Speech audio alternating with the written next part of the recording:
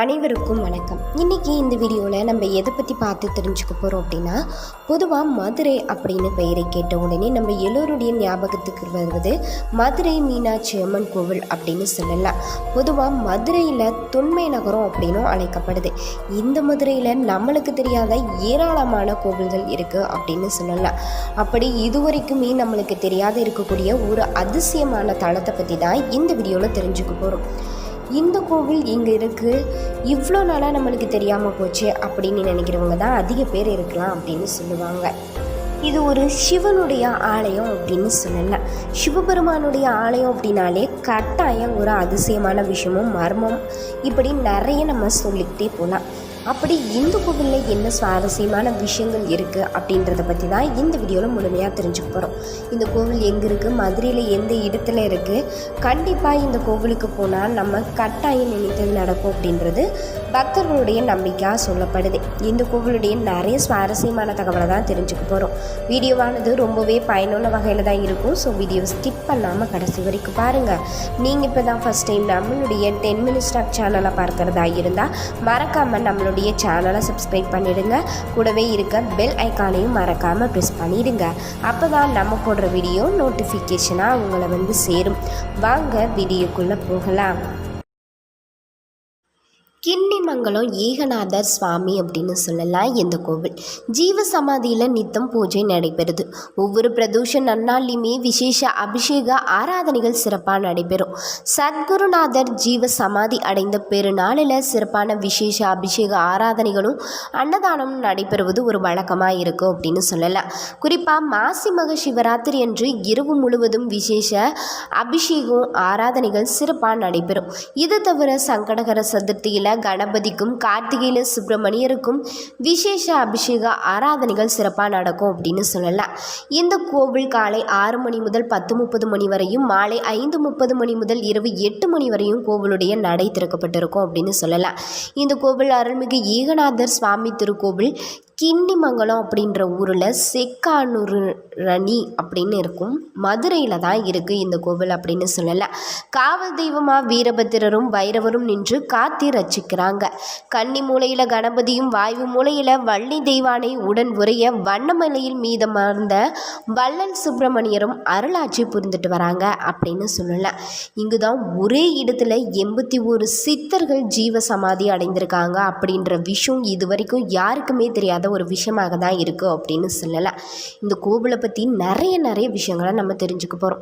நீண்ட காலத்திற்கு முன்னாடி அருளானந்த சத்குரு அவர்கள் தன்னுடைய தவ வலிமையால் அஷ்டமா சித்திகள் கைவர பெற்று தான் ஜீவ சமாதி அடைவதற்குரிய காலம் கணிந்து வரதான் சமாதி நிலை அடைவதற்கான யோக பூமியை தேர்ந்தெடுக்க திருவுளம் கொண்டிருக்காரு. நாகமலையில் நாகதீரத்திற்கு அருகாமையில் தவம் செய்து வந்திருக்காரு. அப்பொழுது அங்கு மாடு மேய்க்க வரும் சிறுவனிடம் தூரில்லாத காந்த கிண்ணியை கொடுத்து காராம்பசுவில் பால் கறந்து வருமாறு சொல்லியிருக்காரு. வியப்படைந்த அந்த சிறுவன் ஓட்டை கிண்ணியில் எப்படி சாமி பால் கறந்து வர முடியும் அப்படின்னு கேட்டிருக்கான். அதற்கு சுவாமிகள் போய் கறந்து பார் அப்படின்னு சொல்லியிருக்காரு. சிறுவனோ தயக்கத்துடன் சென்று பாலை கறக்க அந்த பால் ஒரு துளி கூட சிந்தாம கிண்ணம் நிரம்பிடுச்சு. ஆச்சரியமடைந்த அந்த சிறுவன் சுவாமி அவர்களிடம் பாலை கொடுத்து வணங்கி நின்றான். பிறகு வீடு திரும்பிய அந்த சிறுவன் அன்று நடந்த அதிசயத்தை ஊர் மக்களிடம் சொல்லியிருக்கான். அதை கேட்ட மக்கள் அனைவரும் வியப்பும் ஆச்சரியமும் அடைந்து இந்த செய்தி காட்டு தீ போல சுற்றி இருக்கக்கூடிய ஊர்களுக்கெல்லாம் பரவிருக்கு. நாகமலையை சுற்றியுள்ள பல கிராமத்தினர் தெரிந்து சென்று சுவாமி அவர்களை வணங்கி அருளாசி பெற்றிருக்காங்க. பிறகு ஒவ்வொரு கிராமத்தினரும் தங்களுடைய ஊருக்கு எழுந்திருளுமாறு வேண்டி கொள்றாங்க. அவங்க வேண்டுகோளை ஏற்றுக்கொண்ட சுவாமிகள் தாம் எந்த இடத்திற்கு வர வேண்டும் அப்படின்றத இந்த காந்த கிண்ணி தீர்மானிக்கும் அப்படின்னு சொல்லி சக்தி வாய்ந்த இந்த காந்த கிண்ணியை இங்கிருந்து எரிகிறேன், அது எங்கே விழுதோ அங்கு தான் நான் வந்து தங்கி அங்கேயே ஜீவ சமாதி அடைவேன் அப்படின்னு திருவுளங்கொண்டு அப்படின்னு சொல்லியிருக்காரு. அது கேட்டு அங்கிருந்த கிராமத்தினர் எல்லாம் தத்தமுது ஊருக்கு அந்த பேர் கிடைக்க வேண்டும் அப்படின்னு மனமுருகி வேண்டிக் கொள்ளுறாங்க. சுவாமிகள் அருள் நிறைந்த அந்த காந்த கிண்ணியை ஆனந்தமாக ஆகாயத்தை நோக்கி வீசுறாரு. அந்த கிண்ணியும் மங்களப்பட்டி என்று வழங்கப்பட்ட ஊருக்கு அருகில் வந்து விழுந்திருக்கு. விழுந்தவுடன் பலத்த சங்குநாதம் அந்த இடத்துல இருந்து ஒலிக்க ஆரம்பிச்சிருக்கிறது. அங்கு கூடியிருந்த மக்கள் எல்லாம் சங்குலியை நோக்கி ஓட ஆரம்பிக்கிறாங்க. அங்கு கிண்ணியை கண்ட மக்கள் ஆனந்தத்தில் கூத்தாடி சுவாமி அவர்களை அழைத்து வந்து அவர்களுக்கு வேண்டிய பணிவிடைகள் செய்து வந்திருக்காங்க. கிண்ணி வந்து விழுந்ததால் அன்று முதல் அந்த இடம் கிண்ணிமங்கலம் அப்படின்னு திருநாமத்தால் வழங்கப்படுது. சுவாமிகள் அங்குள்ள குட்டி சுவரில் அமர்ந்து கொண்டு கூடியிருந்தவர்களுக்கெல்லாம் மண்ணை அள்ளி அவரவர் விரும்பிய பதார்த்தங்களை தன் அஷ்டமா சித்தியால் வரவழைத்து வழங்கி கொண்டிருந்திருக்காரு. அப்பொழுது அந்த வழியாக வந்த மன்னன் தான் செல்லும் பாதை அடித்து கொண்டு வழி இல்லாமல் கூட்டமாக கூடி நின்ற மக்களை பார்த்து வெகுண்டு எழுந்திருக்கான். இதற்கு காரணமான சுவாமி அவர்களிடம் வந்த மன்னன், ஒரு குட்டிச்சுவரில் அமைந்திருக்கும் சாமியாராகிய உனக்கு அவ்வளவு சிறுக்கா? நான் வருவது கூட உன்னுடைய கண்களுக்கு தெரியலையா அப்படின்னு கோபத்துடன் கேட்டிருக்காரு. அதை கேட்ட சுவாமிகள் ஆனந்த புன்னகையுடன் தான் அமர்ந்திருந்த குட்டிச்சுவரை தன்னுடைய திருக்கரத்தால் தட்டினார். அவருடைய தவ வலிமையால் குட்டிச்சுவரு கடிவேக குதிரையாக மாறிடுச்சு. இந்த அதிசயத்தை கண்ட அந்த மன்னன் ஆச்சரியமும் கோபமும் அடைந்து, இங்கே உன் குதிரையும் என் குதிரையும் ஓட விடுவோம், எந்த குதிரை ஜெயிக்கிறது அப்படின்னு பார்ப்போம்னு சொல்லியிருக்கான். போட்டிக்கு ஒத்துக்கொண்டார் சுவாமிகளும். இரு குதிரைகளையுமே ஓட விட்டிருக்காங்க. சுவாமி அவர்களுடைய குதிரையோ சற்று தூரம் ஓடுவதும் சற்று விண்ணில் பறப்பதும் பிறகு தரையில் ஓடுவதுமான அதிசயத்தை நிகழ்த்தி காட்டிருக்கு. தரையில் ஓடும் குதிரையை பார்த்திருக்கிறேன், விண்ணில் பறக்கும் அதிசய குதிரையை இங்கு தான் பார்க்கிறேன் அப்படின்னு சொல்லி சுவாமி அவர்களுடைய பாதார விந்தங்களில் வீழ்ந்து வணங்கி தான் அறியாமல் செய்த பிழையை பொறுத்தருளுமாறு வேண்டி நின்றான் மன்னன். அருள்நிறை அமுத கடலான சுவாமிகள் ஆனந்த புன்னகையுடன் தன்னுடைய தவற உணர்ந்த மன்னனை மன்னித்து அருளாசியுமே வழங்கியிருக்காரு.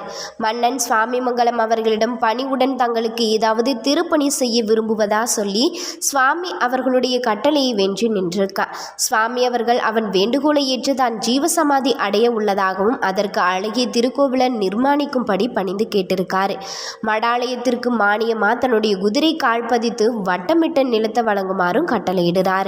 சுவாமி அவர்களுடைய கட்டளையை சிறமேற்கொண்ட மன்னன் கோவில் திருப்பணிகளை ஆரம்பித்து சுவாமிகள் மடாலயத்தின் அக்கினி மூலையில் அக்கினி தீர்த்தத்தை உருவாக்கியிருக்காரு. அங்கு மடாலய திருப்பணிக்கு வந்த சிற்பிகளில் ஒருவன் கண் பார்வையற்றவனாய் இருந்திருக்கான். அவனை கண்ணுற்ற சுவாமிகள் தான் உருவாகிய அக்கினி தீர்த்தத்தில் குளித்து வர பணிந்திருக்காரு. அப்படியே அந்த சிற்பியும் செய்ய கண் பார்வை பெற்று பேரு வகை கொண்டான். காணொளி தந்த கருணை கடலுக்கு சிற்றுளியால் ஒளி வீசும் பல அழகிய சிற்பங்களை நிறைந்த இந்த மடாலய அமைத்து கொடுத்தான். சுவாமிகள் ஜீவன சிவனாக்கி அன்பை சிவமாய் அமர்ந்து அருள் பாலிக்க திருவுளம் கொண்டு கிண்ணிமங்கலம், சோழவந்தான், மதுரையில் காக்காத்தோப்பு, பெரியகுளம், சின்னமனூர் ஆகிய 5 ஊர்களில் மடாலயங்கள் நிறுவியிருக்காரு. தன்னுடைய சீடர்களை அழித்து வைகாசி மாதம் பூரம் நட்சத்திரமும் அட்டமை தேதியும் கூட சுபீர் தினத்தில் ஜீவ சமாதி அடைய போவதாகவும் அதற்கான ஏற்பாடுகளை செய்யுமாறு பணிந்திருக்காரு. அப்படியே குறித்த சுப தினத்தில் அருட்பெருஞ்சோதி தனுப்பெருங்கருணையான சுவாமிகள் ஜீவ ஜோதியாக ஜீவ சமாதி எய்தி ஒரே நேரத்தில் குறிப்பிட்ட 5 ஊர்களையும் உள்ள தன்னுடைய அடியவர்களுக்கு அருள் காட்சி அளித்து ஆட்கொண்டு அருளி கொண்டிருக்கிறார். கருணாமூர்த்தி எம்பெருமான் ஏகநாதர் என்ற திருநாமத்துடன் அஷ்டதிக்கு பாலகர்கள் சுற்றிலும் அமர்ந்திருக்க ஆனந்த வள்ளியம்மையுடன் பேரானந்தமாய் அருளானந்தமாய் தன்னுடைய அன்பர்களுக்கு அருளாமுதை அள்ளி வழங்கி கொண்டிருக்கிறார் அப்படின்னு சொல்லப்படுது. ஒரு ராசியிலிருந்து மற்றொரு ராசிக்கு சனி பகவான் 2 ஆண்டுகளுக்கு ஒரு முறையும் 1.5 ஆண்டுகளுக்கு ஒரு முறை ராகு கேது ஆகிய கிரகங்களும் இடம் பெயரும். இது நம்ம எல்லோருக்குமே தெரியும். அனைத்து கோவில்கள்லையும் வழிகாட்டு நெறிமுறைகளை பின்பற்றி திறப்பதற்கு தமிழக அரசு உத்தரவிட்டு இருக்கக்கூடிய நிலையில் கிண்ணிமங்கலம் ஏகநாதர் கோவிலில் சர்ப்ப கிரகங்களான ராகு கேது பயிற்சியை முன்னிட்டு சிறப்பு யாகங்களும் பூஜைகளுமே நடத்தப்படுவாங்களாம். இது ராகு கேது பரிகார தலமாகவும் இருக்குது அப்படின்னு சொல்லலாம். குறிப்பாக திருமண தடை இருக்கக்கூடிய பெண்கள் அங்கே வந்து வேண்டி பரிகாரம் செய்துட்டு வராங்க அப்படின்னு சொல்லலாம்.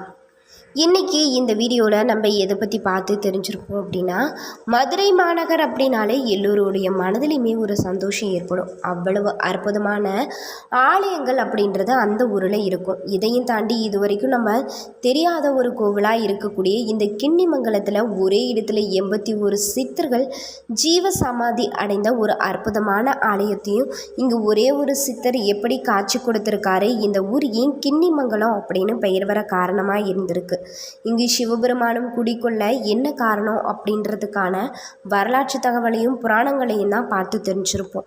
இந்த ஆலயம் இவ்வளவு பிரம்மாண்டமாக பிரசித்தி பெற்றதாக மாறுவதற்கு யாரெல்லாம் காரணமாக இருந்திருக்காங்க, எந்தெந்த ஊர்களில் இந்த சிவாலயங்கள் அமைந்திருக்கு, இங்கு ஜீவ சமாதி அடைந்த சித்தருடைய ஒரு முழு வரலாற்று தகவலையும் தான் பார்த்து தெரிஞ்சிருப்போம். இந்த தகவலானது உங்களுக்கு ரொம்பவே பயனுள்ள வகையில் தான் இருந்திருக்குன்னு நம்புகிறேன். வீடியோ உங்களுக்கு பிடிச்சிருந்தால் லைக் பண்ணுங்கள், ஷேர் பண்ணுங்கள், கமெண்ட் பண்ணுங்கள். நீங்கள் இன்னும் நம்மளுடைய சேனலை சப்ஸ்கிரைப் பண்ணாமல் இருந்தீங்கன்னா சப்ஸ்கிரைப் பண்ணிவிடுங்க. கூடவே இருக்க பெல் ஐக்கானையும் மறக்காமல் ப்ரெஸ் பண்ணிவிடுங்க. நன்றி நண்பர்களே.